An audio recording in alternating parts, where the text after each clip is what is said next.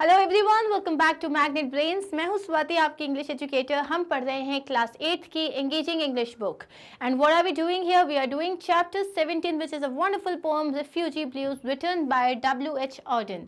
अब इसका explanation, summary, poetic devices, tone, structure and question answers, everything is done. Now just one thing is left, which is grammar part, vocabulary part and writing part. So let's begin. Now here the first question that you have, Way with Words, page number 142 of your book.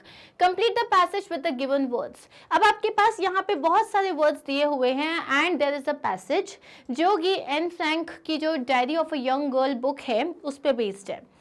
अब यहाँ पे world war 2, you know what is the meaning? Holocaust का मतलब होता है एक बड़ा सा मैसेकर, मतलब जो एक साथ बहुत मिलियंस ऑफ लोगों को जो मार देते हैं उसको बोलते हैं Holocaust. Nazis occupation, human dignity मतलब ह्यूमन रिस्पेक्ट, एंड विक्टिम्स मतलब जिन पे अत्याचार हो रहा है, एंड इन्फ्लिक्टेड मतलब इंड्यूस किया जाना। Now, Anne Frank's Diary of a Young Girl is a book about the World War II from a young girl's point of view. So Anne Frank की जो Diary of a Young Girl है, ये book है World War II के बारे में from the point of view of a young girl, एक छोटी बच्ची के point of view से इस World War II को पूरा इस बुक में बताया गया है। Annie and her family had to hide to avoid capture during the German dash of Holland. अब यहाँ पे इस बुक में क्या होता है, एनी और उसकी जो फैमिली है उन लोगों को ये जो जर्मन जो ये जो कैप्चर्स ये लोग कर रहे थे, सो ये German occupation, so during the German occupation of Holland, तो ये एक पूरा जो एरा था, तो जर्मन ऑक्यूपेशन ऑफ हॉलैंड के टाइम पे खुद को कैप्चर होने से, पकड़े जाने से बचाने के टाइम पे किस तरीके से उन्होंने सर्वाइव किया उस बारे में इस बुक में लिखा हुआ है। Next is they spent 2 years in the secret annex of a ware house.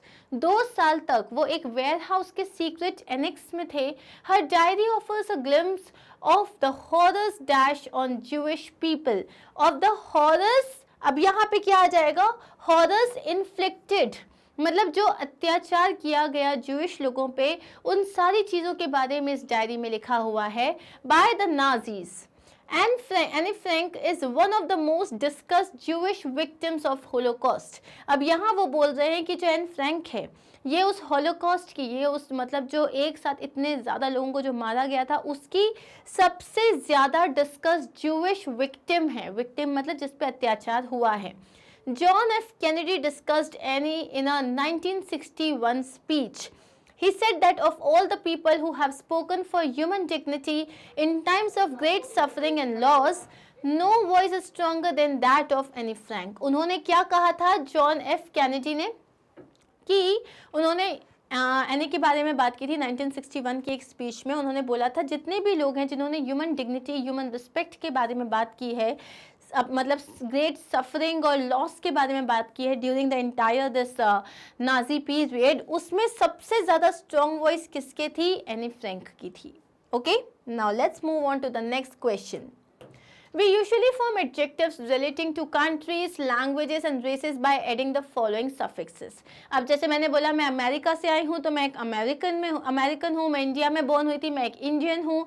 मेरे को चाइनीज़ खाना अच्छा लगता है, चाइना का हो जाता है चाइनीज़। तो यहाँ पे आप किसी कंट्री का जब एडजेक्टिव बनाते हो तो यूजुअली आप या तो ISH सफिक्स यूज़ करते हो, जैसे कि ब्रिटेन का हो गया ब्रिटिश, एन यूज़ कर सकते हो German, Tibetan, Indian, American, ese use कर सकते हो Japanese, Chinese, Burmese. Similarly i use करते हो, जैसे बांग्लादेश का हो गया बांग्लादेशी और इराक का हो गया इराकी।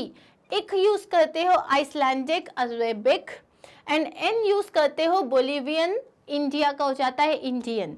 अब आपको करना क्या है, यहाँ पे आपको कंट्रीज़ के नाम दिए हुए हैं और इनका नेशनैलिटी जो है आपको बेसिकली इनका एडजेक्टिव फॉर्म बताना है। This is very interesting. चील का हो जाता है चिलियन, क्या लगाएंगे हम? AN। वियतनाम का हो जाता है वियतनामीज, ESE। ब्राज़ील का होता है ब्राज़ीलियन, अगेन AN। आयरलैंड का हो जाता है आयरिश, सो यहाँ पे आप लगाते हो, इसका पूरा वर्ड आप चेंज कर देते हो। इजराइल का हो जाता है इजरायली, क्या हो जाता है? इजरायली। द फिनलैंड का हो जाता है फिनिश। द नीदरलैंड्स का हो जाता है डच, पूरा वर्ड चेंज हो गया है यहाँ पे। न्यूजीलैंड का हो जाता है सेम न्यूजीलैंड, कोई चेंजेस नहीं होते। Next you have Saudi Arabia का हो जाता है Saudi Arabian, China Chinese, Mongolia Mongolian, Russia Russian, Nepal Nepalese, Canada Canadian, France French and Egypt Egyptian. Okay, next here we have also studied about determiners earlier. Quantifiers and distributives are two of the several types of determiners. अब यहाँ हमें बोला गया, हमें पता है determiners क्या होते हैं। determiners मतलब जहाँ पे हम चीज़ों के अमाउंट को तोल रहे हैं, बेसिकली हम बता रहे हैं वो कितना है, क्वांटिफाई कर रहे हैं किसी चीज़ को। तो यहाँ पे हम बता रहे हैं मोर है, लेस है, इनफ है, तो ये सारे आप बोलते हो डिटर्मिनर्स, जो हम ऑलरेडी ग्रामर में बहुत अच्छे से समझ चुके हैं। क्वांटिफायर्स इंक्लूड मैनी, मोर, मच, लीस्ट और लिस्ट। अब ये जो क्वांटिफायर्स होते हैं ये अनकाउंटेबल नाउन्स को डिस्क्राइब करने में हेल्प करते हैं। जो डिस्ट्रीब्यूटिव्स होते हैं वो होते हैं each, every, either, neither. They describe countable nouns and are always used with a singular noun. अब यहाँ पे वो बोल रहे हैं कि जैसे each and every person, each and every man, यहाँ पे ये countable है और इसमें आप क्या लगाते हो, each, every, either, neither, ये हमेशा followed होते हैं एक singular noun से। Either or neither refers to one part of a pair. जैसे अगर मैंने बोला हम दोनों में से कोई एक जाएगा, either of us will go. हम दोनों नहीं जाएंगे, neither of us will go. Okay? अब आपको करना क्या है यहाँ पे, तो बेसिकली ग्रामर में जो ये जो डिस्ट्रीब्यूटिव्स हैं और ये जो क्वांटिफायर्स हैं, बेसिकली डिटर्मिनर्स जो हैं, दीज आर एडजेक्टिव्स। ये क्वांटिटी, क्वालिटी, ये सारी चीज़ें बताते हैं। तो अब हमें यहाँ पे करना क्या है, हमको as per the sentence correct determiner fit करना है।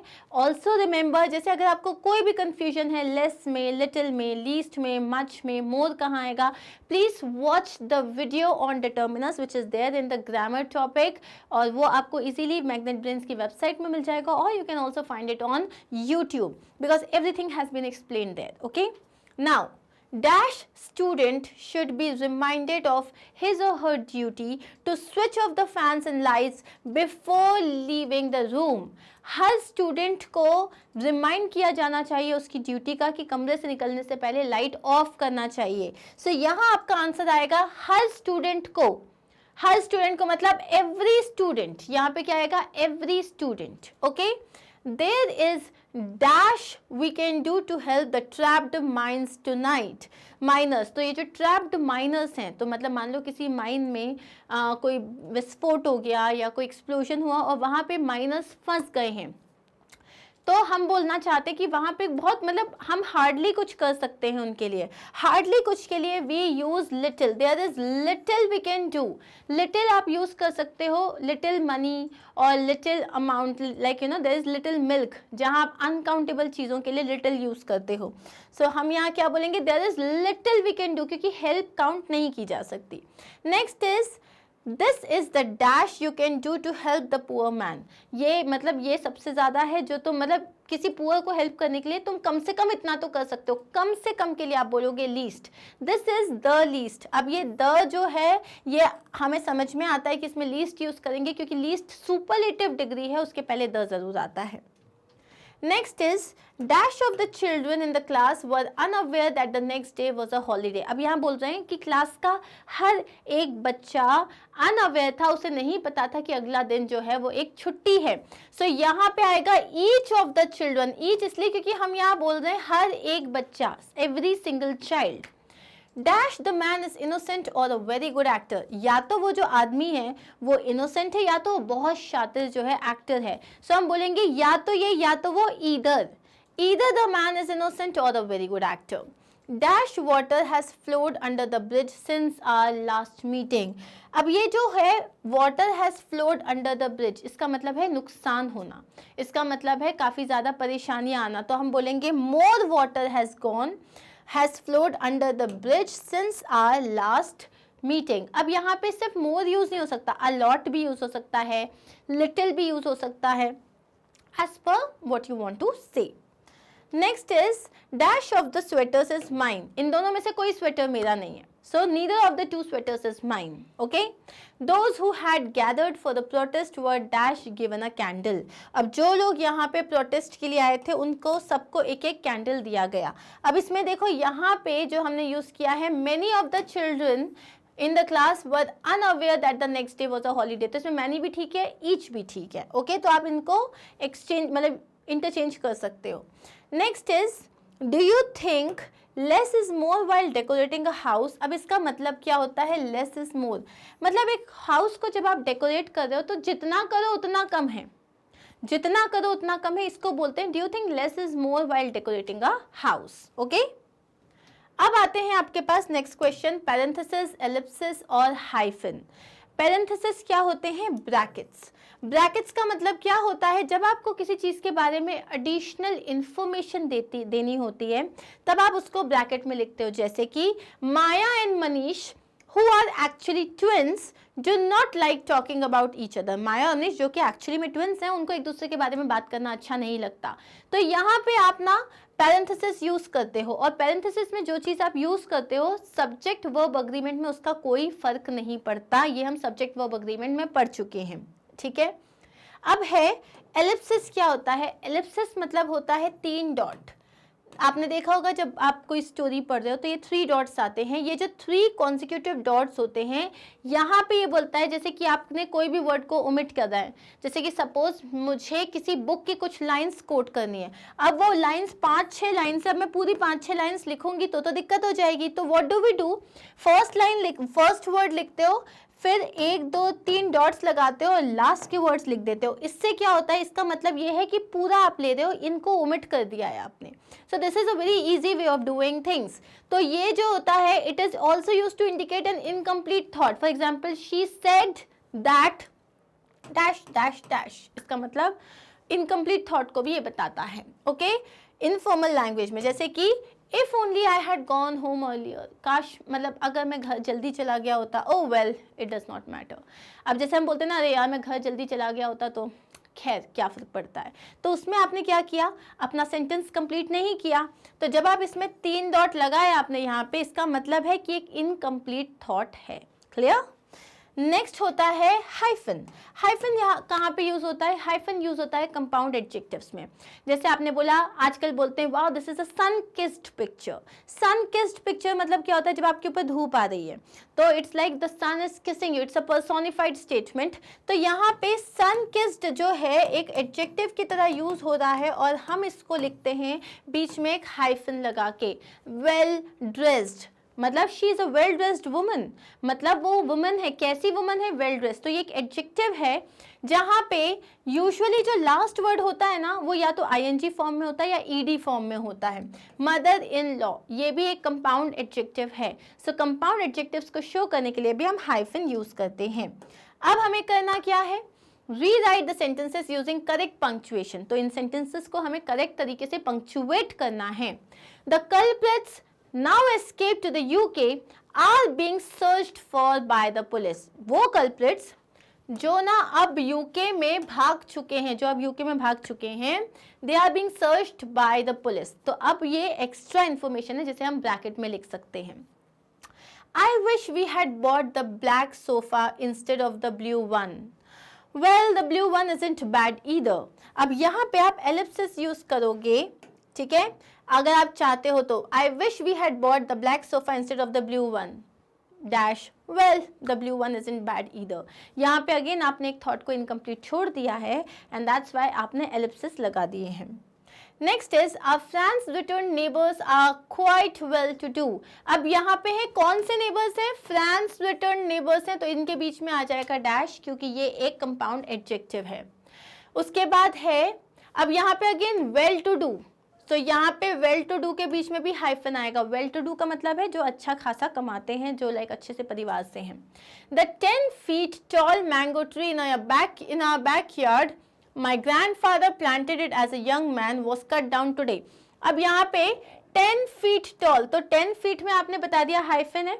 10 feet tall mango tree in our backyard, you know, अब यहाँ एक्स्ट्रा इन्फॉर्मेशन है. my grandfather planted it as a young man. जिसको मेरे ग्रैंडफादर ने लगाया था जब वो एक यंग मैन थे, वॉज कट डाउन टुडे। तो अब अगर सेंटेंस को पढ़ोगे without the information that is given in the bracket, तो आप बोलोगे the 10 feet tall mango tree in our backyard was cut down today. Okay, The king of the forest, long may he live, wishes to meet you. The king of the forest, dash, long may he live, dash, wishes to meet you. अब हम ऐसे बोलते हैं ना कि अरे जो king of the forest, भगवान को भगवान उनकी लंबी उम्र दे, वो तुमसे मिलना चाहते हैं। तो ये जो है इसमें भी आप जो हो एक हाइफन लगा सकते हो, वेल टू डू में भी आप हाइफन लगा दोगे। Okay, That's it. Thank you so much. Here we are done with this particular chapter as well. और अब बचते हैं हमारे पास इस बुक को कंप्लीट करने के लिए सिर्फ 2 चैप्टर्स। और नेक्स्ट हमारा जो वीडियो है उसमें we are going to start with the 18th chapter of this book, which is again a very interesting chapter because you will get to know कि भाई साहब आप बोलना क्या चाह रहे हो। ठीक है, तो ये हम देखने वाले हैं हमारे नेक्स्ट वीडियो में। ऑल्सो आपको मैंने बताया था कि ये सारे वीडियोस जो हैं इजीली अवेलेबल हैं हमारी वेबसाइट में, विच इज़ magnetbrains.com। अब इस वेबसाइट में आपको यूट्यूब में जैसे आप सर्च करते हो और आपको जो है बतेरे वीडियोस मिल जाते हैं और आपको लगता है यार कौन सा वीडियो है, कभी कभी किसी वीडियो का नेक्स्ट वीडियो ढूंढते ढूंढते जो होते हैं ना 1-2 जन्म निकल जाते हैं। सो उतनी प्रॉब्लम कोई ज़रूरत ही नहीं है इतना पेन लेने की। All you have to do is magnetbrains.com, click करो एड्रेस बार में। अब आपके पास ये होम पेज आ गया। अब आप क्या करोगे, जो भी क्लास आपको, जिस भी क्लास का चैप्टर पढ़ना है, जिस भी क्लास के आपको टॉपिक्स लेने हैं, उस क्लास पे क्लिक करो, आप सब्जेक्ट पे क्लिक करो। अब आपके पास चैप्टर वाइज पूरे वीडियोस आ जाएंगे। जो प्लेलिस्ट है इसमें एक के बाद एक चैप्टर एग्जैक्टली जैसे पढ़ाया गया है वैसे दिया हुआ है। Just click on it and your video will appear.